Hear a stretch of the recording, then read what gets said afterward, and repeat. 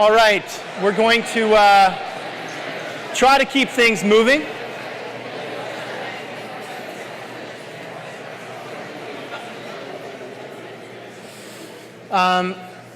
Hope everybody enjoyed the break.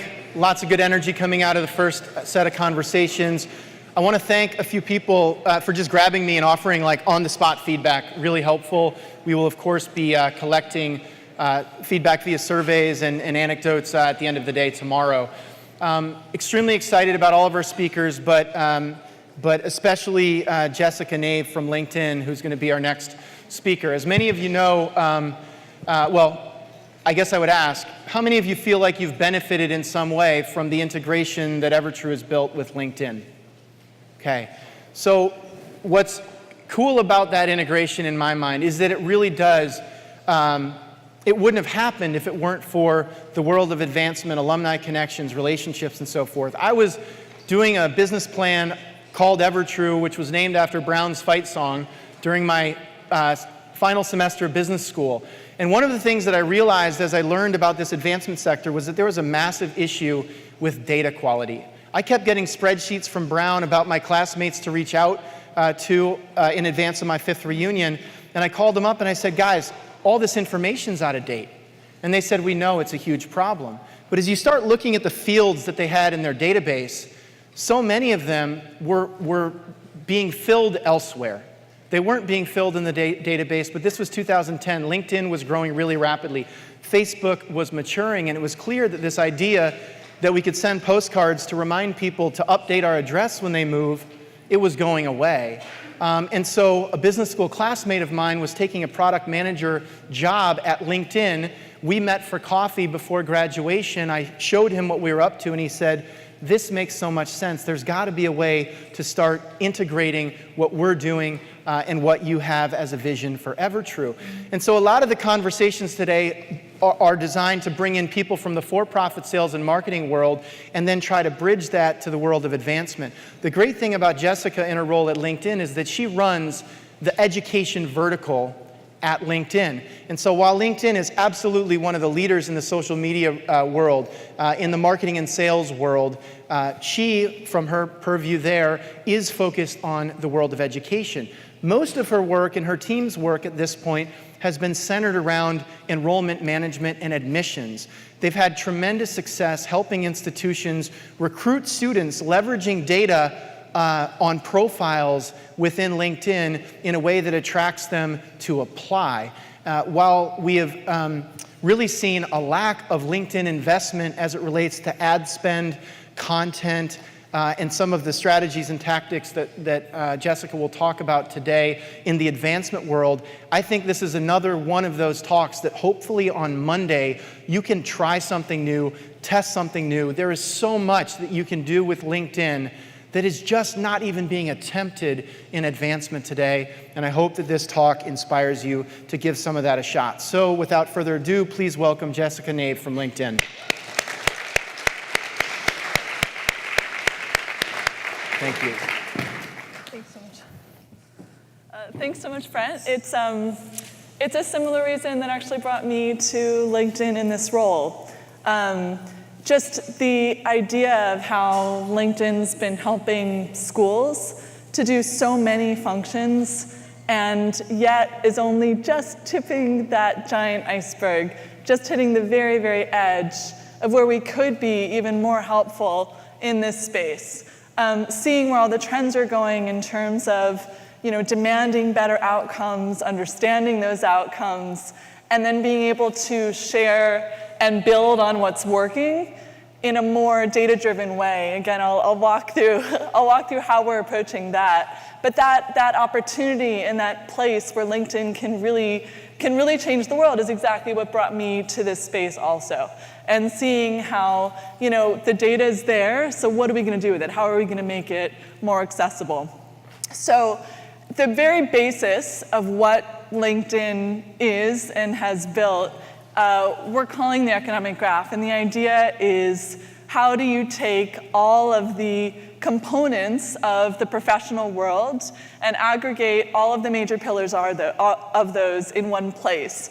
And now LinkedIn, over the past 15 years that it's been built, has critical mass in each of those pillars. So members is now, it's approaching 600 million, companies at over 9 million, jobs, schools, knowledge, and skills. And the point of the economic graph is that it enables you to draw connections from one part of where you want to go to yourself. So if you picture your own starting point and you want to figure out how to get from point A to point B, the idea is that if all of these different connections are mapped and all the different components of those connections, that LinkedIn can offer the actual path and bring transparency where there was once opacity to what it takes to get from where you are to where you want to be. And the point was that those are the 6 major pillars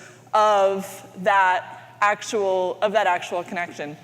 And when you think about LinkedIn overall, we are divided mostly into 4 major segments, 4 major business units: sales solutions, talent solutions, LinkedIn Learning, marketing solutions. Marketing solutions, as Brent mentioned, is really the main area that works with schools currently. So that's the area where we help schools, we empower schools to find the right students at the right time. And again, people are on LinkedIn because they're looking to advance themselves professionally.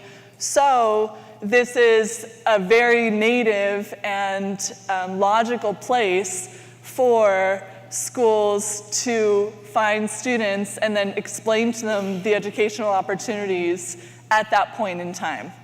LinkedIn Learning, Talent Solutions, Sales Solutions, for them, the relationship with schools is still just beginning and coming in different ways. Some of those will have more relevance to alumni teams, but those opportunities are much smaller in scope than the way we've been able to work with schools at scale, especially over the past 5 years, as the marketing solutions business has grown. And you picture it, LMS, the marketing solutions business, is the fastest growing part of LinkedIn, and the education vertical is the fastest growing part of the marketing solutions business. So that fit and that native fit between why people are on LinkedIn and the type of information that schools have to offer, that native combination is what works. And we want to build on that connectivity and that native complementarity and expand how we can be more helpful and intrinsic to the space. So, why is this so important? And the point is that higher education is going to need to be much more well distributed. So there's 99% of job growth. It's gone to people with more than a high school education, but the growth of jobs since the recession has been 0% for those jobs under. So as you picture, the recoveries over the years have not been the same for different levels of education, and those who have higher degrees, they've seen a recovery over the past 10 years. Those without higher ed have not. In addition, affordability is in the spotlight. So as student debt has risen, as more and more has gone into the spotlight around what are you actually buying and how are you going to get your money back, the burden of schools and of students demanding that information has increased so that they aren't stuck with a debt that they will never pay off. And that's very native as well to the idea, okay, so then what are the outcomes that we're going to get from these degrees? Students are demanding to understand what it is that they can expect from having spent $100,000 or $200,000 to enter a school or to take on that debt. And in addition, the type of people who are getting degrees currently are a very, very different audience than they once were. 75% of college students, and this is much bigger for all graduate degrees, are working in a job, making money while they get their degrees. So the demands for what they're looking for, how fast they're going to get it, and why they're doing it is even more important. So online enrollments are growing while overall enrollments have dropped. Again, the value proposition, the opportunity cost of getting an online degree is much lower. You don't have to quit your job and move somewhere. You can do it simultaneously, so the burden is lower on the students in their decision-making process. So the tangible motivations, as we're asking students why are they choosing to get degrees, what they used to say 20 years ago was more about expanding their knowledge base, expanding their understanding of the world, learning how to learn. With the amount of press that student debt has gotten, it's the tangible motivations that are how students are explaining why they're making decisions when they do. So for education marketers, it's a challenging world right now. And we deal a lot with graduate degree marketers, as you can imagine, and alternative undergrad degrees, because their audiences are the ones who are so big on LinkedIn. But you've got declining interest in the non-essential degrees especially. You've got shrinking future audiences. You've got increased competition. It's harder and harder to distinguish yourselves. But they know that this opportunity is incredibly real and valid. So while admissions directors may not have met their goals, the jobs will require those degrees. And so you're saying, where's the disconnect between what the jobs are going to require and how admissions directors can be 100% efficient? So when we think about what LinkedIn can bring to the table, we see this siloed world, and alumni is a huge part of that.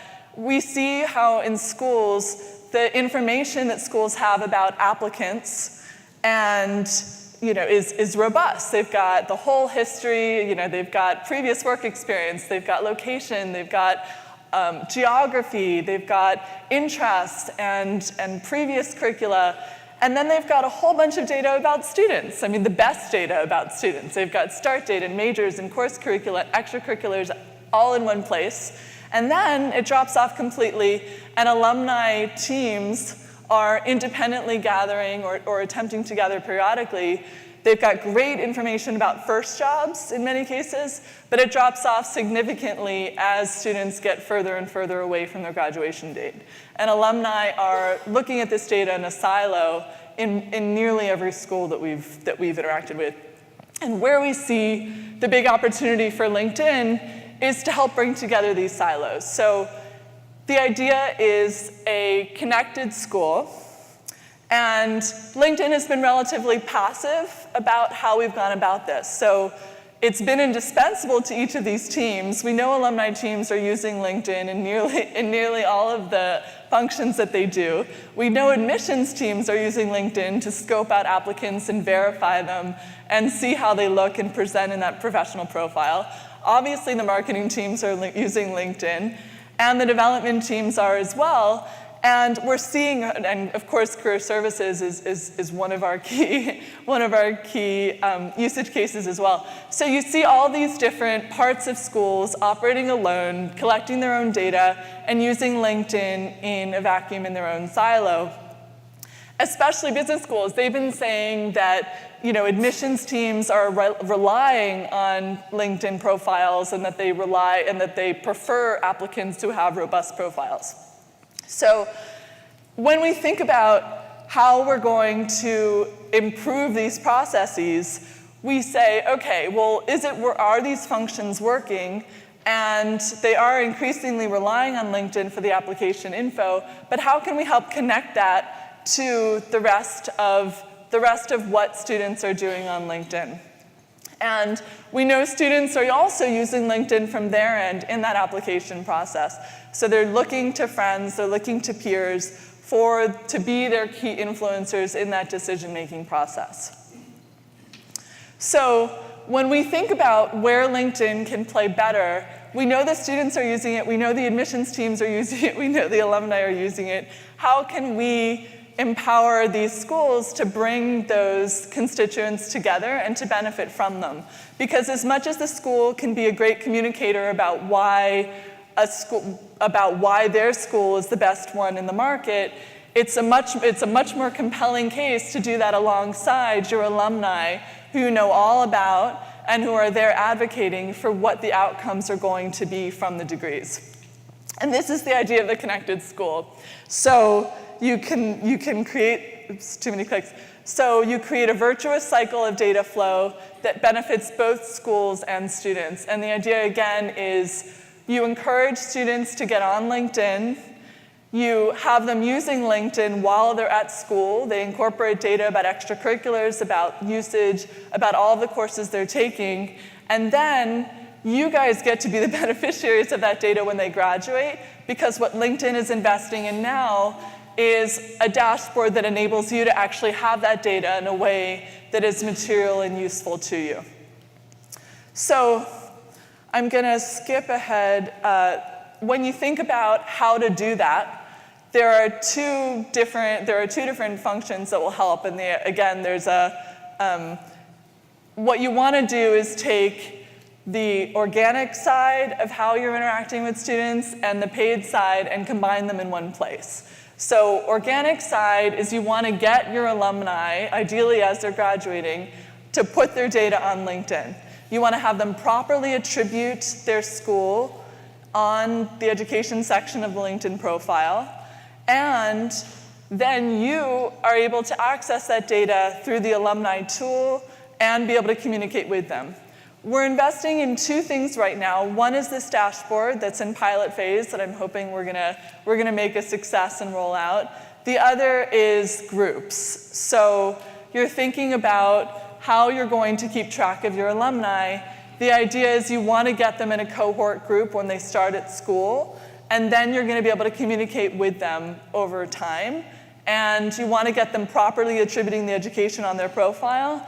And then every time you write a post on your company page, on your university page on LinkedIn, it automatically shows up in their feed. And those two components will help smooth all of the investment that LinkedIn is doing going forward. So I'm going to pause there. The premium subscriptions and the tools for auto-populating are to come, but those are the main components that are important at this point. You want to do Q&A, Brent, at this point? Okay. So. Yeah, thank you, Jessica, for that review. Sure. And, we can keep standing. That'll be great. One of the things that I wanted to ask about is, given that her team is so focused on working with the, really enrollment management, admissions within business schools has been a key area for you all. What is the job title of the person who might be the buyer of LinkedIn's marketing solutions or the executor of that? Whose job is it to use LinkedIn to essentially drive revenue in the admissions world? What are some of the titles that you hear about? We're dealing with the digital marketing team, is that what you're saying? Yeah, primarily we're dealing with the CMO and the digital marketing team at the institutions. Increasingly, it's also, again, if alumni have specific events, using InMail in particular is an incredible way to drive people with specific characteristics to an event, either virtual or by geography. It's incredibly accurate, and the show-up rate is the highest of any other facet. So for alumni, it's using InMail, again, both virtually and by geography. For reaching students as prospects, it's the digital marketing team. And often they're doing a trade-off between search and using LinkedIn, and that tends to be how they're thinking about allocating digital dollars. And so when you say search, it could be Google versus LinkedIn. Yeah. And I say all that because one of the big differences when you think about the marketing and sales funnel within the advancement world is, as was discussed in an early session, that awareness piece, you don't got to worry about because everybody went to college there. And so you're sort of starting that next level down, whereas enrollment marketers are really trying to oftentimes build awareness about the institution in the first place. You talked about digital marketing teams. So what does the digital marketing team look like? Because I think for a lot of our folks here, raise your hand if you would say you have a digital marketing team in your advancement org. Raise them really high, because a few of you do. Most don't. And I bet the ones who just raised their hand, how many of you have a big digital marketing team in your advancement org? Raise them really high. Anybody have more than 3 people on the digital marketing team in advancement? And so that's probably different than what we might find in the enrollment side of things. And so how have you seen that evolve? Because if we had had a conference 8 years ago with admissions people or enrollment management folks, they might not have had hands going up about having a digital marketing team. And so would love to get your thoughts on like what that team composition looks like, and maybe how some of those people spend their time across different channels from search to LinkedIn, and elsewhere. Yeah, I mean, we've seen two main use cases from alumni. One is events, and the other is season tickets, sort of general, just getting alumni back engaged with the school. Those are the two use cases from a straight paid capacity. Whereas alumni on a day-to-day basis, like if the key for the alumni teams at schools and the way that we are constantly interacting with them is that they need to be the ones to demand that students do proper attribution of their education on their profiles. Because once they properly write the year and the degree and where they graduated from in that education section, alumni have a wealth of free ways to reach them forever that is going to be accurate. Yeah. And if the education section is properly put on their profiles, every post that you do from a company will automatically show up in your alumni feed. Yeah. So you don't even have to sponsor it. It's all organic. It's just the critical piece is them having put that in the education section. They're automatically followers of everything you do. And then the point is to post actively about what's going on at the school, events that are there, things that will make it worth their while to read those posts, and then share them with others, which again is the strongest organic marketing that you could be doing, is posting relevant things, having your alums share them with their networks, and benefiting from that free publicity that brings. Jessica was really pleased to hear that we attempted the first LinkedIn Inception selfie video to kick off the conference. But part of the reason that we attempted that is because video has been such a hot topic and such an important area of investment for LinkedIn and all social platforms. As I monitor lots of the different university pages of our clients and prospects, it's so rare that there's quality video being produced there. How do you see sort of the video content side of things evolving maybe in the enrollment world, and what the implications might be for advancement? Yeah, I mean, there are a lot of projections I'm sure you've seen about how the consumption of video will outpace all data consumption across the entire world exponentially within, 10 minutes, 2 weeks, whatever you want to see. So, and people are on their phones. It's easier and easier to quickly consume a video. It's a very compelling way to differentiate a school. There's a campus to show, there's a person with authority. It's a much quicker way than a logo or a snapshot. The snapshot is extremely hard to differentiate from one school to the next. If you want to evoke some nostalgia, you want to create some fond memories, the video is much more effective than any article or letter. But what we're finding with education is when you can put the time into videos of students, professors, and the campus, and you do that simultaneously with whatever message you want to put in that's more about generating a lead or a show up or a sign up or whatever it is, an action, doing both of those things simultaneously in the feed to the same audiences, whether it's alums, prospects, existing, whoever's opinion you want to influence, it's very complementary. So it's about both of those things together. When you've seen a video or you've caught a sniff of one, it makes you more likely to do the action that you're trying to motivate in whatever other product, and you work on those two things together. So as far as things you could do tomorrow or next week when you get back to the office, Jessica's referenced in-mails a couple of times. How many of you have sent an in-mail before? Okay. Most of you have received them as well, I'm guessing. One of the really neat features that we do not think is being used enough in this sector is the idea of a sponsored in-mail. So back to Mike Troiano's talk at the very beginning where he said, look, I'm a VC today. I want to hang out with other VCs. I want to hang out with other entrepreneurs. You can literally go to LinkedIn on Monday through your university page and choose to send a sponsored in-mail to all people who went to Williams College, who have, industry equals venture capital and location equals San Francisco, and you can send them a personalized message that comes not from the college, but it could come from you as individuals.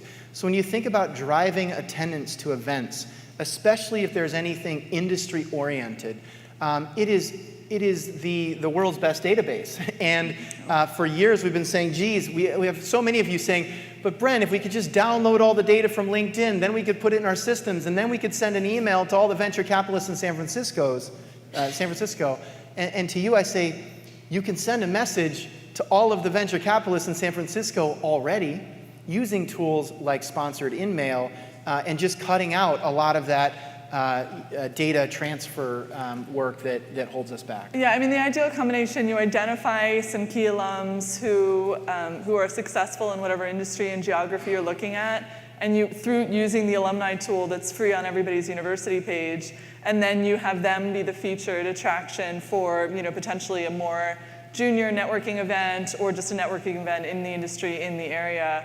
And yeah, I mean, that complement is something that's been, very, very successful. We're finding our alumni teams, our prospect teams, they really have, for the first time, been able to guarantee people showing up, again, both for virtual and in-person events for the first time, because, again, it's a personal message. The open rates coming from a school and an InMail, which is just an email inside LinkedIn, is it's only considered delivered when you log into LinkedIn, so there's no lost deliveries anywhere that you're paying for. When somebody opens it, they will not be served any other InMail for 60 days. So or I think it was just reduced to 45, but still for a very long time. So you've got a captive audience. It's to their name. It's from their school. The open rates tend to be over 50%, with the action rates even higher. Yeah. So again, it's a very effective way if you want to make sure the right people at scale are showing up wherever you want them to be. A lot of those lost alumni aren't lost. They're just on LinkedIn, and it's really easy to message them. Has anybody used sponsored InMail to a broad group before? Okay, so we've all got some homework for next week. With that, Jessica, thank you so much for being here. Thank you, Brian.